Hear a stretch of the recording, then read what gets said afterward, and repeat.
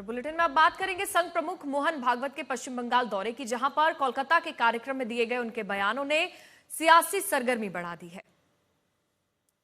संघ के 100 साल पूरे होने पर आयोजित कार्यक्रम में मोहन भागवत ने बांग्लादेश में हिंदुओं के हालात का जिक्र किया। पश्चिम बंगाल के हिंदुओं से एकजुटता की अपील भी की, लेकिन सबसे बड़ा बयान उन्होंने मुर्शिदाबाद में बन रही बाबरी मस्जिद को लेकर दिया है और उसे समाज को तोड़ने की साजिश का हिस्सा भी बताया। इसके साथ ही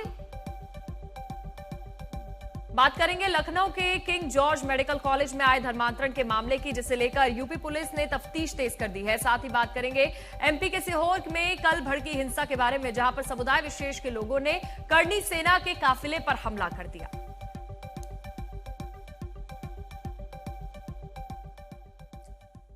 पश्चिम बंगाल में अगले साल देखिए विधानसभा चुनाव है। चुनावी रण से पहले बंगाल में मजहब वाली सियासत अब जोर पकड़ चुकी है। खास तौर पर मुर्शिदाबाद में बाबरी मस्जिद के शिलान्यास के बाद से यहां एक नई जंग छिड़ गई है। बाबरी मस्जिद बनवाने वाले विधायक हुमायूं कबीर से टीएमसी किनारा कर चुकी है, लेकिन बीजेपी इसे लेकर सीएम ममता बनर्जी पर हमलावर है। अब बंगाल में बाबरी मस्जिद वाले इसी विवाद को आरएसएस प्रमुख मोहन भागवत के बयान ने तूल दे दिया। अपने बयान में मोहन भागवत ने बाबरी निर्माण को लेकर मुसलमानों को भी सावधान किया है।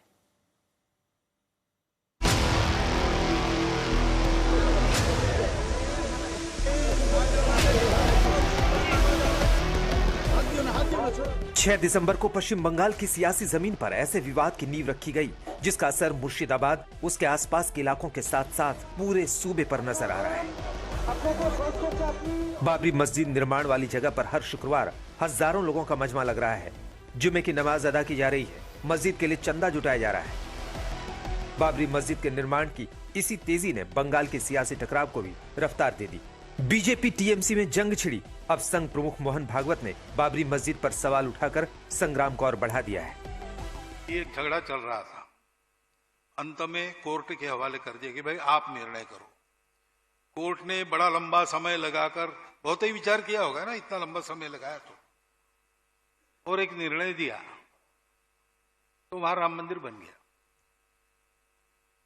तो ये मंदिर मस्जिद वाला झगड़ा वहां समाप्त हो गया, बाबरी मस्जिद। अब फिर से बाबरी मस्जिद बनाकर उस झगड़े को रीस्टार्ट करने का ये पॉलिटिकल षड्यंत्र है, मतों के लिए हो रहा है। मोहन भागवत ने पश्चिम बंगाल में बाबरी निर्माण को समाज तोड़ने की साजिश बताया। ऐसे किसी पहल को सौहार्द के खिलाफ बताया तो टीएमसी की ओर से बाबरी मस्जिद तोड़े जाने का जिक्र कर जवाबी हमला हुआ। झगड़ा लगाने का कोशिश है, एक शब्द में मैं बता देता हूँ, झगड़ा लगाने का कोशिश है। ये झगड़ा लगाने का काम करने का जरूरत नहीं है।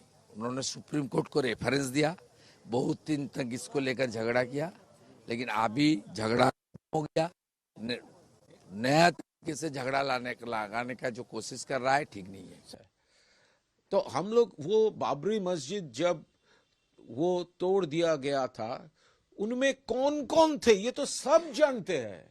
ये आरएसएस का कोई स्टेटमेंट से नहीं, कोई उधर ये कंफ्यूजन में वो लोग चाहते हैं हम सब कंफ्यूजन में, कोई कंफ्यूजन का बात नहीं। 6 दिसंबर को मुर्शिदाबाद के बेलडांगा इलाके में बाबरी मस्जिद की नींव रखी गई, जिसके बाद टीएमसी ने हुमायूं कबीर को पार्टी से निष्कासित कर दिया और इस सब के पीछे बीजेपी का हाथ होने का दावा किया। उधर बीजेपी से ममता की मुस्लिम वोटरों की तुष्टीकरण वाली नीति का हिस्सा बता रही है। इस बार पलटवार के बीच बाबरी पर बंगाल की सियासत गर्मा गई है। मस्जिद की नींव रखने वाले हुमायूं कबीर 2 साल में बाबरी के निर्माण का दावा कर रहे हैं और अपनी इस पहल के पीछे मुस्लिमों की भावनाओं की दलील दे रहे हैं। तो जो असेसमेंट किया, जो यहाँ कोई दंगा होगी, कोई गड़बड़ होगी, कुछ होने नहीं देंगे। अभी तक कुछ गड़बड़ नहीं हुआ। उनका गवर्नमेंट का जो गवर्नर है बंगाल में, और गवर्नर जी पहले ही बोला मेरे को होम अरेस्ट करके घर में रुकना, तो नहीं रोका, लेकिन कुछ हुआ, कुछ नहीं हुआ।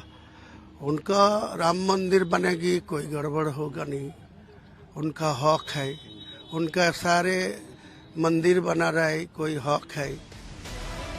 पश्चिम बंगाल का चुनाव चंद महीनों दूर है। बाबरी बड़ा मुद्दा बन चुका है। अब संघ प्रमुख मोहन भागवत के बयान के बाद सियासी हमला और तेज हो गया है। कोलकाता से इंद्रजीत कुंडू के साथ मुर्शिदाबाद से अनुपम मिश्र, आज तक।